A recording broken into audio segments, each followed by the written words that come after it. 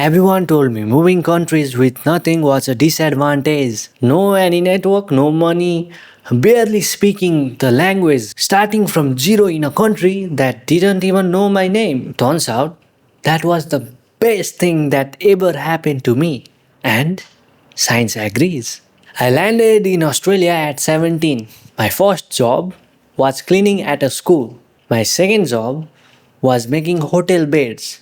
I was using a friend's ID just to buy things because I was too young to buy that thing. Nobody was handing me anything. There was no safety net. No any, it is okay if it doesn't work out. It had to work out. And something about that pressure, something about knowing there is no going back, it does something to you that comfort simply cannot. I did not understand it at that time.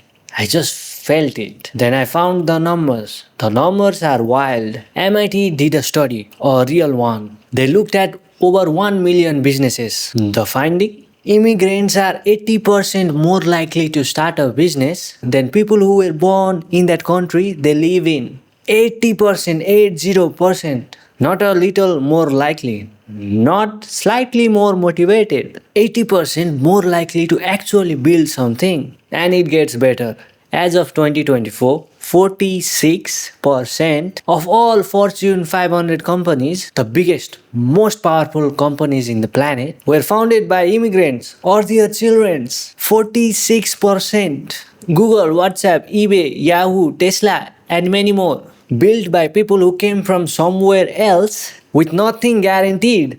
Now you are probably thinking, okay, but those are the lucky ones, the exceptional cases. That is not me. So let me tell you why this actually happens. Because it is not luck, it is psychology. Harvard Business Review published a research on this. They found that the act of immigrating itself, just the decision to leave, selects for a specific type of person. Someone willing to take risk while others stay comfortable. Just think about it. Most people in any country have the option to leave and build something somewhere bigger. Most do not. The ones who do are already different. Before they even land, they are wired differently. They chose discomfort before they even knew what was about to happen to them or what was waiting for them. And then there is this. Researchers from Warwick Business School said that stopped me when I read it. Immigrants, they do not need to stretch themselves in order to think out of the box. They are different by definition. Read that again. Listen to that line again. You do not need to try things to see differently. You already do. You already see things differently.